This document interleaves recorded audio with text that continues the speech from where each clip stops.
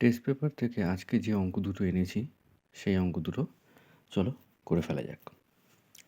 তো প্রথম যে অঙ্কটা আছে সেটা বলছে যে 2 sin 3 θ = যদি 1 হয়, আর আমাদের বলে দিয়েছি যে থিটার মান 0 থেকে গ্রেটার, মানে 0 থেকে বড়, বাট π/2 দ্যাট মিনস 90 ডিগ্রির থেকে কম, মানে 0 থেকে 0 আর 90-র মধ্যে কিন্তু থিটার মানটা আছে।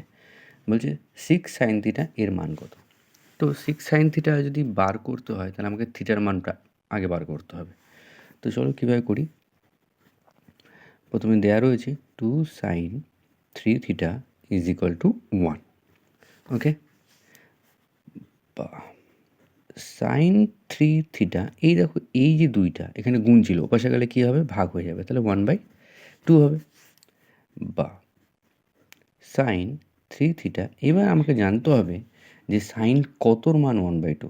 তো আমরা জানি সাইন 30-র মান হচ্ছে 1/2, তাহলে সাইন 30 ডিগ্রি = 1/2। তো মুখস্থ করে ফেলবে এই মানগুলো।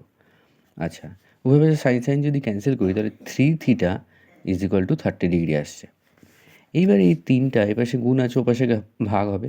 তুমি চাইলে এখান থেকে ডাইরেক্টও কেটে দিতে পারো, 3 × 10 = 30।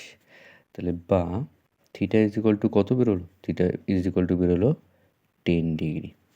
ক্লিয়ার, বোঝা গেছে? আচ্ছা, এইবার আমাদের চেয়েছে কি সাইন 6θ মান কত, তাই তো?